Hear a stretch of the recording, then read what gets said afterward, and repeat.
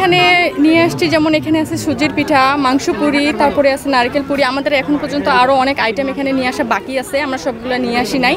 আর আমাদের স্টুডেন্টের জন্য এটা একটা ঐতিহ্য, আমাদের দিন দিন যেমন ঐতিহ্য হারিয়ে যাচ্ছে। যেহেতু আমরা বাংলা ডিপার্টমেন্টে পড়াশোনা করি, সেক্ষেত্রে আমাদের ঐতিহ্যই হচ্ছে এগুলো, বাংলার মানুষের ঐতিহ্য যেগুলো, এগুলো দিন দিন হারিয়ে যাচ্ছে। আর আমরা সেই ঐতিহ্যকে ফিরিয়ে আনার চেষ্টা করতেছি। সেই কারণে আমরা আমাদের উদ্যোক্তারা, মানে আমাদের প্রিন্সিপাল স্যার সহ আমাদের আরও বড় বড় স্যাররা, ওরা ডিসাইড করছে যে ওরা এইভাবে আমাদেরকে আরও সবাই একত্রিত করবে।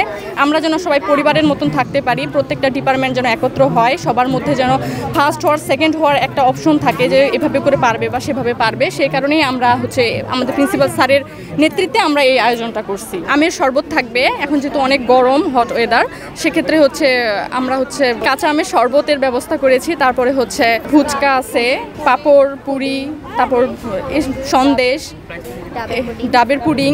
আমাদের দিনাজপুর সরকারি কলেজে আমাদের হচ্ছে ফুড পয়জনিংয়ের একটা মেলা হচ্ছে, এখানে সব রকমের জিনিস পাওয়া যাবে। এখানে আমরা প্রথমত করছি পিঠার আয়োজন, বিভিন্ন রকমের আমাদের পিঠা আছে, ফুচকা, তারপর আমের শরবত, কফি, আবার অনেক কিছু আমাদের এখানে আয়োজন করা হয়েছে। রান্না বান্না এটাও একটা শখ, আর্ট। আমার পার্সোনালি পড়াশুনোর পাশাপাশি বা বিভিন্ন কাজের মধ্যে আমার রান্নাবান্নাটা অনেক ভালো লাগে।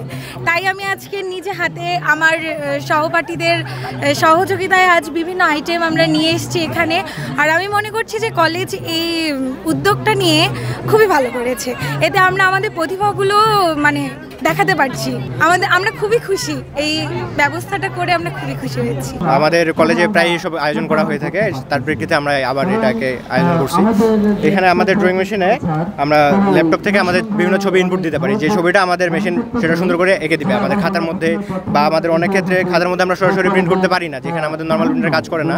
আমরা বিভিন্ন কাঠের মধ্যে বা কোনো বক্সে বা কার্টুনে আমাদের এই মেশিনের মাধ্যমে প্রিন্ট করতে পারবো।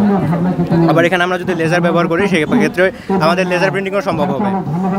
এখানে মেইনলি মেকানিজমের মধ্যে আমাদের প্রথমে একটা ছবিকে চুজ করা হয়, সেই ছবিটা আমাদের একটা সফটওয়্যার আছে, সেই সফটওয়্যারটা ছবিটাকে জি কোডে কনভার্ট করতে। সেই জি কোডটা আমাদের এখানে একটা মাইক্রো কন্ট্রোলারে আসে, সেখান থেকে আমাদের মোটর ড্রাইভার ইনস্ট্রাকশন চাই।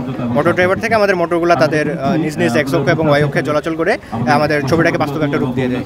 এই মেলাটা আমাদের অনেক দরকার, আমাদের নতুন নতুন আইডিয়াগুলোকে শেয়ার করতে সাহায্য করে, তারপর আমরা আমাদের সব ক্রিয়েটিভিটি এখানে প্রকাশ করতে পারি।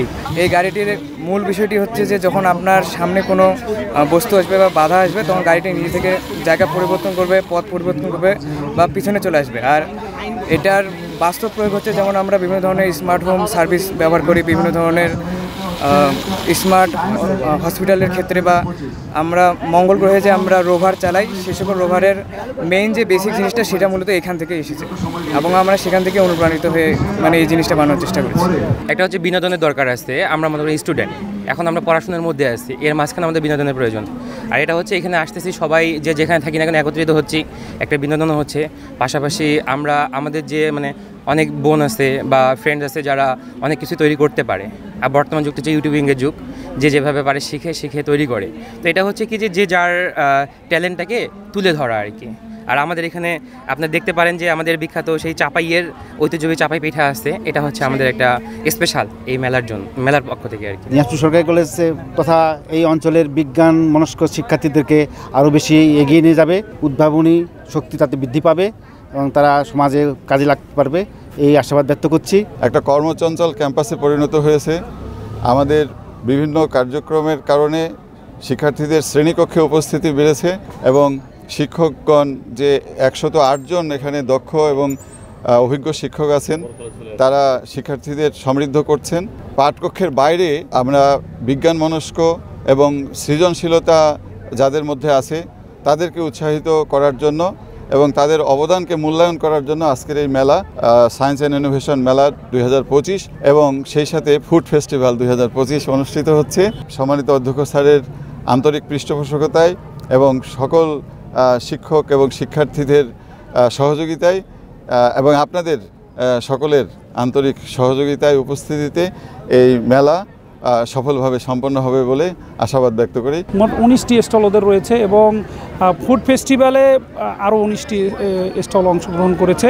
তারা স্বতঃস্ফূর্তভাবে অংশগ্রহণ করেছে, তাদের মধ্যে ক্রিয়েটিভিটি আছে, তাদের মধ্যে ইনোভেশন আছে, তাদের মধ্যে অনেক আইডিয়া আছে।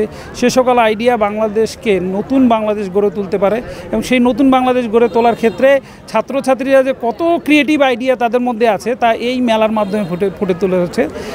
আমাদের কলেজের সুযোগ্য অধ্যক্ষ জনাব এ.কে.এম. আবদুল্লাহ স্যার এবং উপাধ্যক্ষ জনাব প্রফেসর মোহাম্মদ আব্দুর রাজ্জাক স্যারের পৃষ্ঠপোষকতায় এই চমৎকার আয়োজনটি হয়েছে এবং দুদিনব্যাপী হয়েছে। আমি সবাইকে দিনাজপুরবাসীকে আপনাদের মাধ্যমে আমন্ত্রণ জানাবো তারা যেন এই মেলাটি দেখতে আসে এবং তাদের বাচ্চাদেরকে, বিশেষত তাদের বাচ্চাদের জন্য ক্রিয়েটিভিটি বা সৃজনশীলতা বিকাশের জন্য এই ধরনের মেলা পরিদর্শনের প্রয়োজন রয়েছে। তাই আমি সবাইকে অনুরোধ করব আপনারা মেলায় আসুন, মেলা দেখুন এবং আমাদেরকে উৎসাহিত করুন।